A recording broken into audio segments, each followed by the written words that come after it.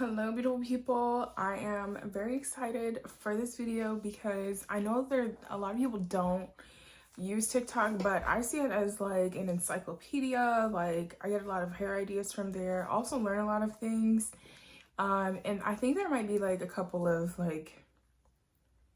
just like little fun videos that I saved as well. But I saved about 20 videos just for this one and I'm excited about this, so let's just go ahead and get started. I'm gonna take a little sip of my drink.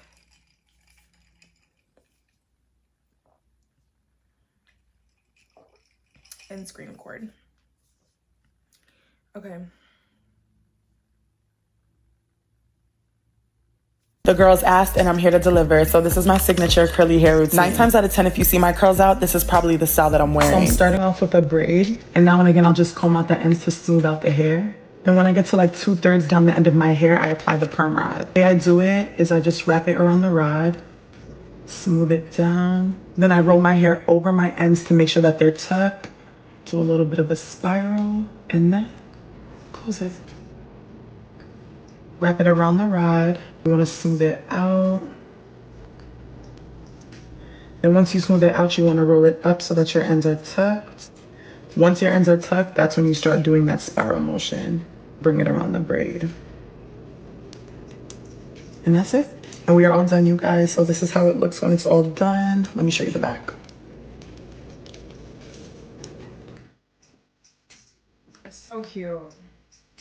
I love the outfit. Speak Spanish. You speak French, mommy? Okay, so I don't know this and I'm here to I don't know this creator, Megan Lynn, but I liked her stuff like a while back and her pictures always pop up on my feed. But anyway, I feel like this is such a good idea to do on my hair because low-key when I take my braid out, like even a dirty one, I always love that curl pattern in my hair. And these little perm rods that she's using, I googled them because I've never seen such a small one before. And I found some at Sally's and I found some on Temu, but I heard that it's a scam to even have Temu on your phone. So I'm gonna keep looking and also link some in the description, but I'm definitely gonna be trying this soon. Let's move on. Let's go to the next video. If you have 4C hair and you want to try a wash and go, it can be hard to find products that will weigh down your curls enough for you to see the definition. The Doux 808 Base Gel gets a lot of hype from the wash and go community, but will it work for your hair? Here's a science-backed, unbiased analysis of the ingredients of this product so you can find out for yourself. So the aloe leaf powder mixed with water that's right at the top of the ingredients list will help your curls soak up water and clump since aloe vera is a humectant, and this will essentially help your curls to be defined and actually show up. Plus the shea butter and the polyquaternium-37 will seal in that elongated curl pattern, add a little weight in the case of shea butter, and lock the curl pattern in place since polyquaternium-37 is a film-forming agent.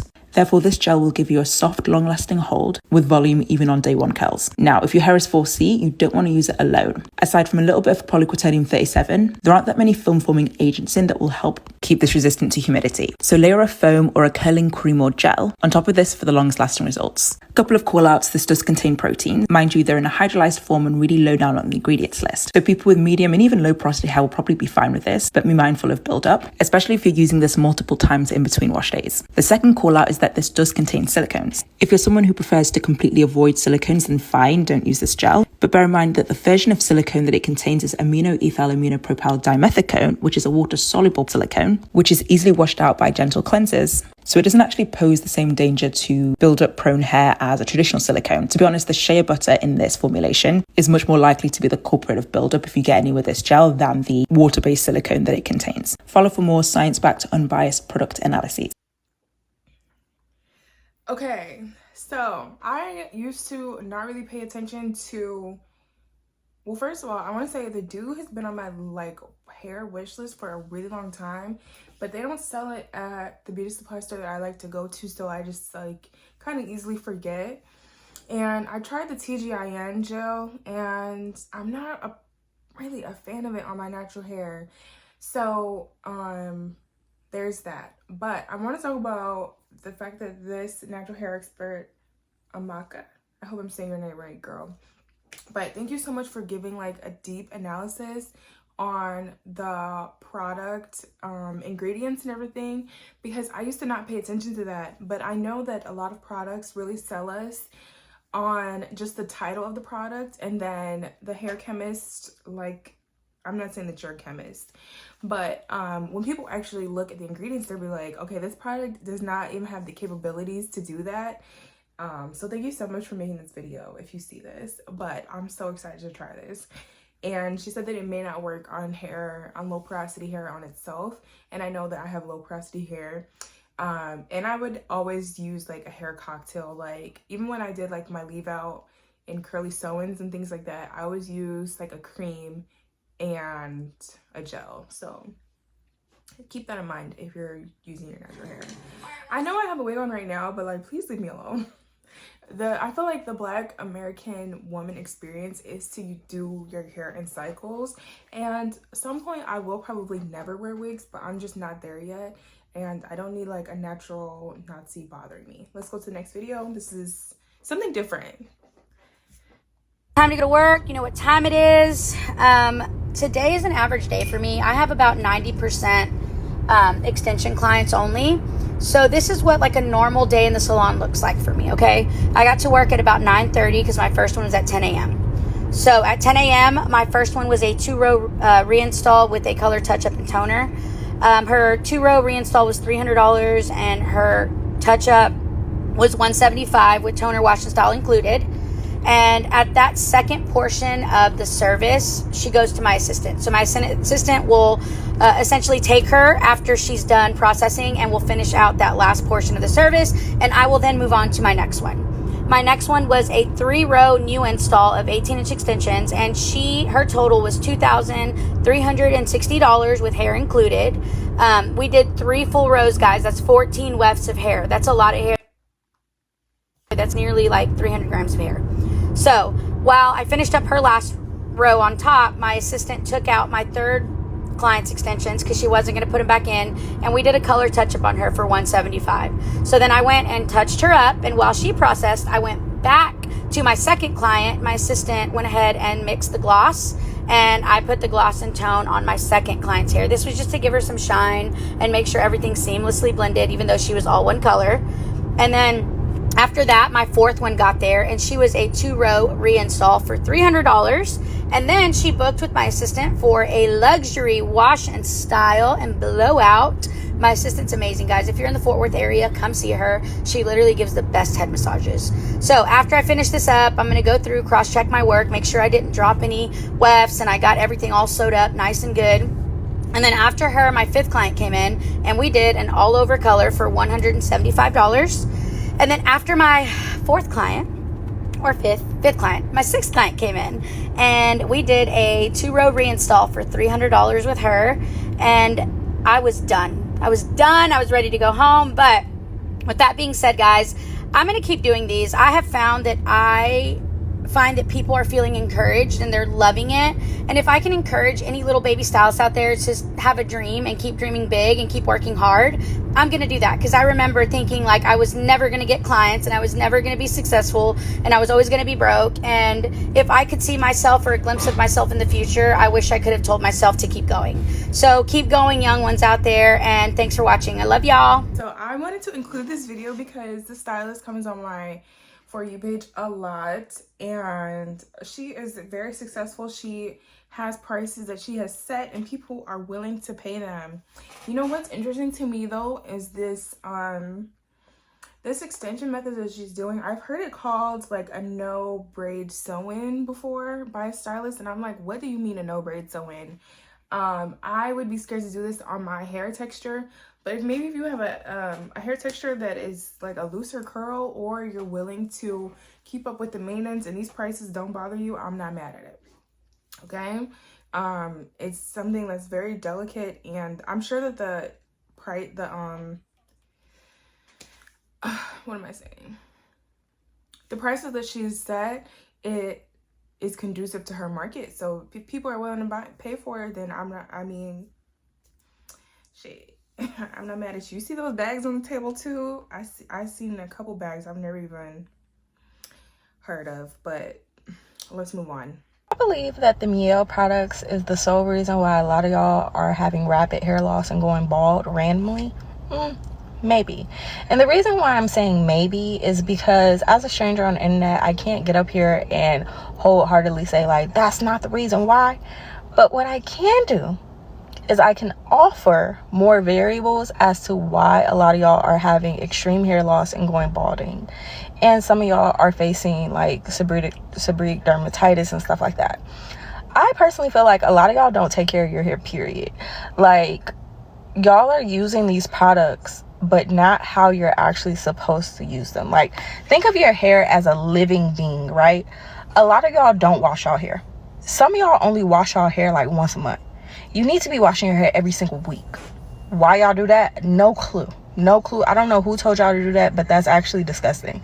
A lot of y'all have excess yeast on your scalp. Seborrheic dermatitis specifically can be caused by having too much yeast on your scalp, because your scalp has so much bacteria on it and you're not washing your hair, right? A lot of y'all keep styles in way too long. A lot of y'all don't know how to properly oil your scalp, because a lot of y'all just put oil on the scalp and it's dry as hell. That's not how you properly oil. Okay, so I hate to cut her off, but my ADD was kicking in, and I'm sorry for like pulling up the comments while she was speaking. But I don't know if you guys are aware, but Mielle Organics is a hair product that is very popular in the Black community. They also went viral for their hair growth oil. I've used their hair growth oil in the past and I enjoyed it. And I stopped oiling my scalp because I heard that you don't really need to do that. Like, your hair produces enough oil and it's growing on its own. So I just kind of stopped doing that. I also don't wash my hair every week, like sis said.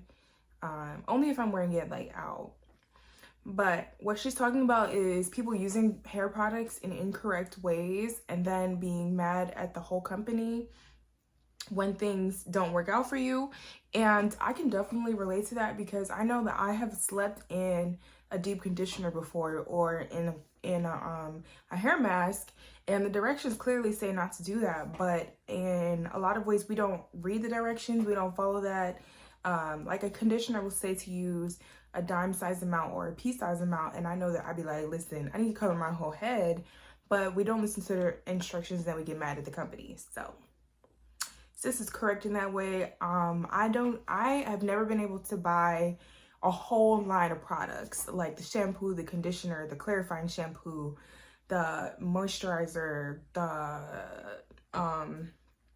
hair oil, the styling cream, the gel. Like, I've never used any company in that way, so I don't feel like I've suffered a loss, and I never repurchased the Mielle oil, so I don't have a dog in this fight. But if you're interested in learning more about the Mielle issues and lawsuits, they're claiming this because she sold the company. But Javon Ford, I don't know if you guys know who he is, but he's a hair chemist. Love his page. I don't have any of his videos for today's video, but he really gets into the nitty-gritty, and he's saying that even though she sold the company, the owner of Mielle, they have not compromised a lot of the ingredients. So people are suffering from seborrheic dermatitis, possibly for other reasons, and maybe you should go to a dermatologist. A bad hair day for me is every day when I don't have 5 or 6 hours to spend on it, because it takes so long to comb it out.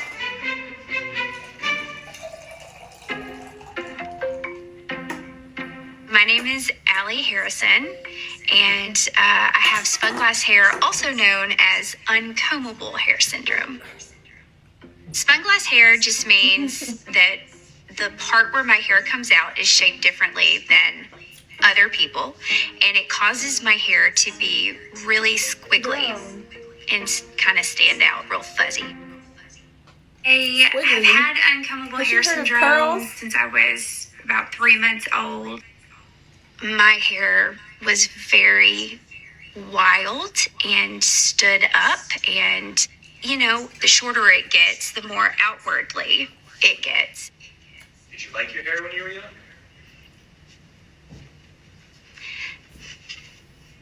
I did not like my hair when I was young. There were times that I dreamed about shaving it off and wearing wigs. Okay, low-key my ADD is kicking in. I get the point. Sis has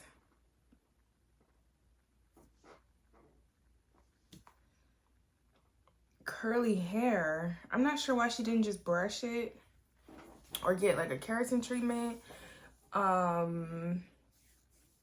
But yeah, her hair reminds me of Lotto's actually. Like the color, the texture. I feel like her hair is really beautiful if she just kind of knew how to take care of it. But one good thing is that it looks like she doesn't really apply a lot of heat. But I think her hair is really beautiful. All she needs to do is brush it and like find ways to take better care of it. But let's move on. That was a little funny one, just for funsies. Okay, let's go.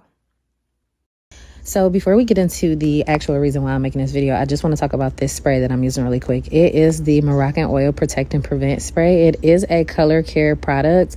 However, products that are geared towards colored hair is good for anybody's hair overall. A lot of them are rich in care active ingredients or protein rich ingredients, so that is really good for just about anybody's hair, just depending on what your hair needs. And I just kind of want to see how it would work for her, and it turned out really good. So that was a go for me. But I just wanted to talk about a few services that I just kind of refuse to offer and a little bit on why. So sew-ins, platinum hair color services, anything with wigs and frontals and braids. I just don't see the value in offering some of these things. I do feel a little bit biased about them as they relate to my overall business model, which is hair rejuvenation and hair restoration. So I don't like to really offer a lot of services that I feel most clients won't end up taking care of once they get it in their head. And it's not that I just have this feeling, it's what I've seen historically. And y'all know I'm a numbers person and I go off of data, and data shows that a lot of people with sew-ins or like platinum blonde hair colors or wigs and frontals and braids, they just don't really take care of their hair very well. So I rather advise against it. I've also seen a lot of pushback over the years from clients that don't do what's necessary to maintain the style. It automatically becomes your fault as the stylist and not the client's fault as the person that has to wear it and maintain it. A lot of people are going to say that's not your problem, give them what they want, but I disagree. I don't like to give people things that I know that they're not going to take care of, because at the end of the day, 9 times out of 10, that's going to fall back on my reputation, and I like to keep my reputation intact. So yeah. Okay, I love this video. Honestly, when products are marketed towards like colored hair, I never really pay attention to them. But that was a really interesting take that they can still work even if you don't necessarily have that hair concern.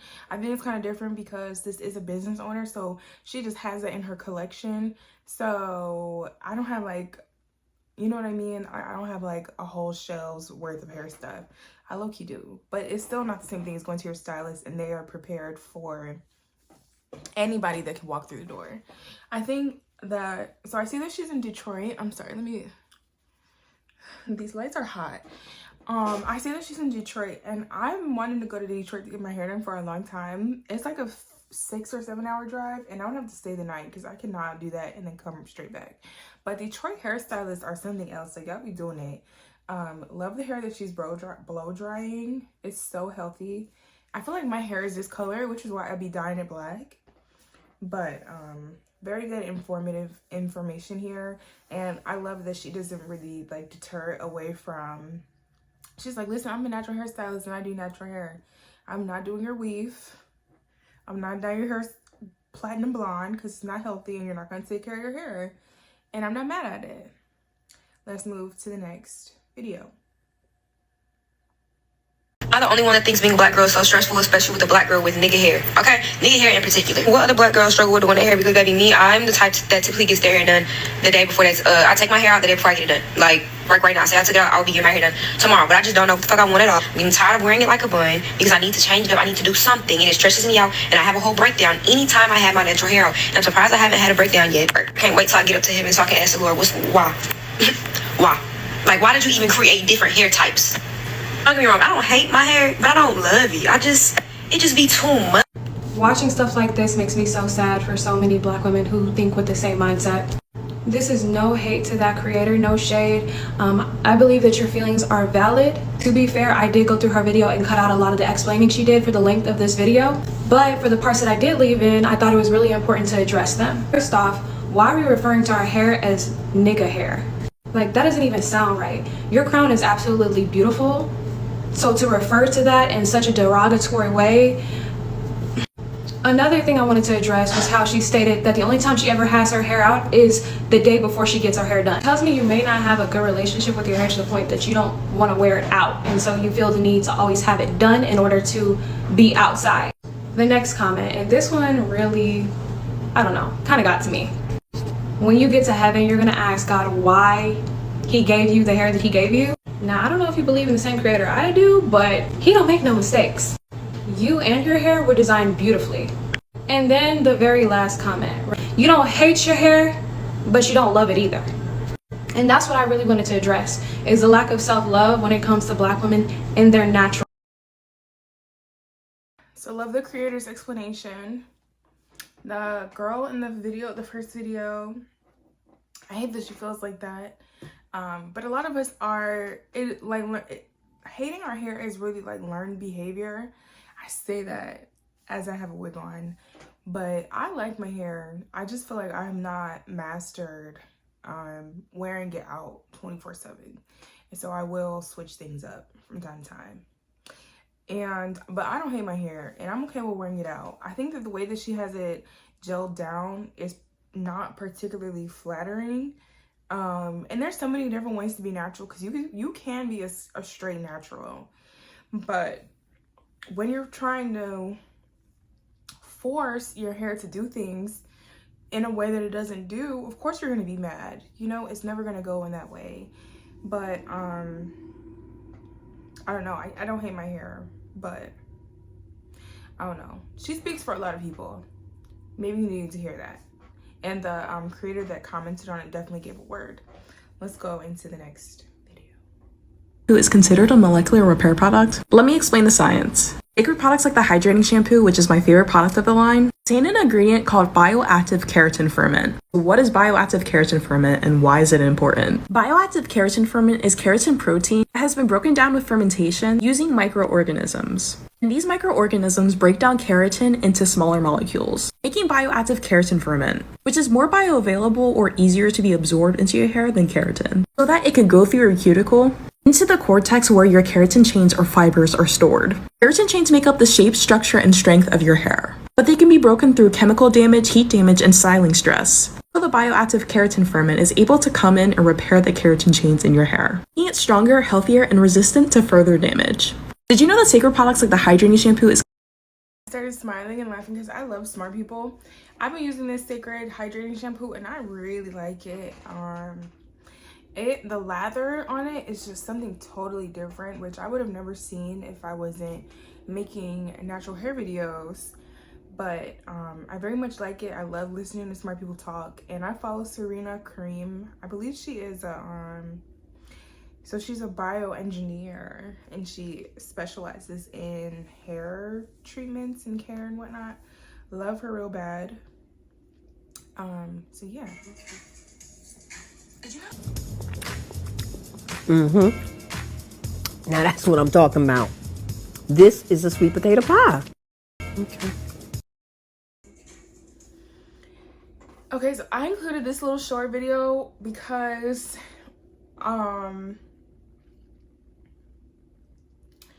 I never mean to be rude or anything, but if your hair is already fine, this is the worst hair style that you can do. Like, slick backs will leave you bald, and your hair is already fine in the way that it grows, and then you're just adding so much more gel. I know she said 76th time. Sorry. I know she said 76th time, but even if it's like the 7th time, you have to find a different way to style your fine hair. My hair is thick, but girl, I have only ever done a slick back like a few times. I did one a few months ago, actually, in my Sephora video, and I thought it was so cute, but still, like, don't be doing that all the time. You're gonna be bald, girl. Okay. If I told you that your coil pattern did not matter when it came down to selecting a heat for your hair? Would you listen, baby? I hope the answer was yes, because I'm exactly about to tell you that. The question is not how tight your coil pattern is. The question is how coarse or how fine your hair is. And a lot of times,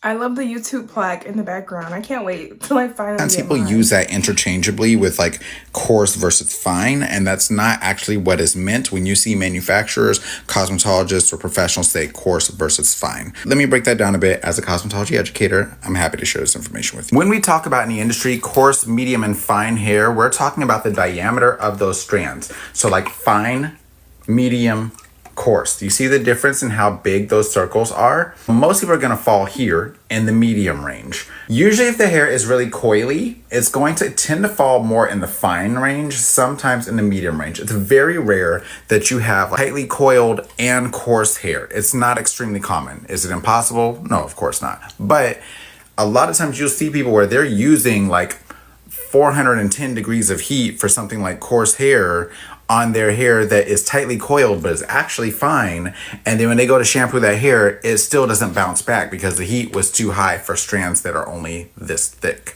And despite the fact, like, do you see the difference?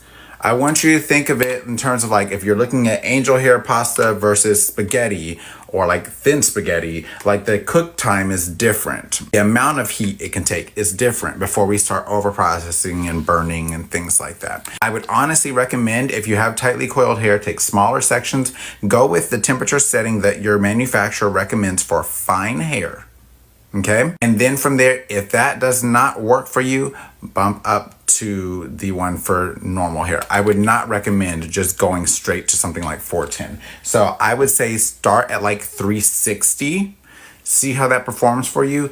If that's not performing for you, jump to like 380 and then leave it right there. I would not even recommend being like, let's dive into 4 something. You don't bake cookies up there, okay? Just play it safe. I hope that helps. If you have additional questions, I have a free hair care guide. Really love this video. I really like his hair. Like, I've been thinking about big chopping, and I would cut it to be like this length so I can like do cute little curls with like my glasses. I feel like it would be so cute. But on the topic of that he's talking about, I think it's really important that we learn that burning your hair straight is definitely not necessarily what you need to do. We're buying products based off of the titles of the product instead of like how effective it could be, and then burning it straight and then being mad. Like, I know me personally, my hair doesn't grow. Like, it's been the same length for a really long time, or it'll grow a little bit, but I've been like I've never had like waist length hair or anything like that. So very good information. Am I gonna buy the hair care guide? I feel like I might as well. It is free, so love his content, and he apparently has a YouTube channel, so if y'all want to check it out, go ahead and do that. We're gonna end this discussion and do a side-by-side final battle, okay? Which mousse is better? I'm going to give myself a middle part. I do not want to style my hair like this, but it must be done. I'm gonna do mousse def on this side and honey on this side. Starting off with the mousse def first, just applying a little bit of water because it works best with just damp hair. I'm gonna take a few pumps. There's no product in my hair, by the way, it's just waters. I have nothing bad to say about this mousse. I think it's really nice, detangles well, makes my hair really soft, has really nice hold. Like I said in my other video when I first tried this, I do think it's the perfect mousse. It just makes the curls look so juicy, so defined. I don't know what's not to like. Moving on to the honey side. Okay, immediately this one definitely has a stronger scent. And I think it's slightly harder to detangle. Do you think the honey side has just a bit more of like a moisturized feel? Okay, this side's like already drying, so it's shorter. The only difference that I really noticed on application is this side detangled easier, but this side does feel softer and a little more moisturized, which is weird. You think this one would detangle easier, but it didn't. I'm going to dry my hair and then I'll be back to show you the results. Okay, I haven't picked my hair out or anything. I just wanted you to see. So this side is a little bit longer, a little bit flatter and this side is shorter and it has a little bit more volume. The honey side, when I was applying it, did feel a slight bit heavier, not in a bad way. It just had a little bit more weight to it. Time for the feel test. Which one feels softer? Again, the honey one. It's just like a slight difference. I'm going to show you both sides and tell me which one you think looks better. Do they look the same? Do you notice a difference? I hate a middle part, so don't even talk to me about that, okay? But they're both really shiny, so it's kind of hard for me to be like, which one's shinier? Very similar. The curls almost look a tiny bit tighter on this side. Is that true or am I tripping? Maybe I'm tripping. But I'm gonna come back on day 2 and show you the results, because for me, I have to see how it wears before I can be like, oh yeah, this one's better, you know? I've seen this creator's videos before. She's so pretty. Faith Chapel, such a doll. Love her hair, and this is like a reminder that I need to buy something from the Doux. I feel like I liked the left side of her hair more. Not necessarily because of the shrinkage. I just think it looks less perfectly defined. But as far as like, if you wanted to be perfectly defined, I guess the right side looked better. But it's not required for me. Oh, okay. This is a little switch up. Let's go to the next one.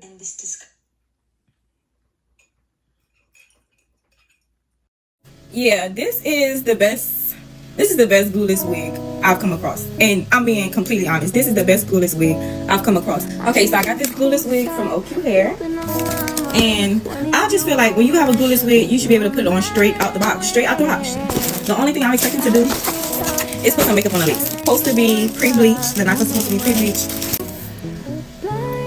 Okay, so I have to mute the video because she's playing music in the background and I don't want to get like copyright on YouTube. But this wig looks really good. I've been needing like a work wig, you know, just a little 1-2. It's really hard to do natural hair 5 days out of the week. Not like I've ever tried. I'm gonna try. I'm gonna start trying, y'all. I am delivered from the extra, but I've been thinking about getting one from like a glueless wig. Glueless wigs don't be glueless in real life, just for real. Like, she has a filter on, but it looks really cute. Listen, I'm delivered. Let's move on. Look how cute she looks.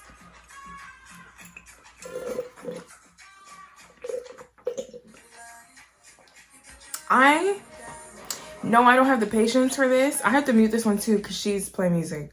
But the style is so cute. Looks really good on her. I love it. I don't really be liking curly wigs, not gonna lie. I like curly bundles, but curly wigs, not it. She looks really cute though. Beautiful girl. Akua. Small.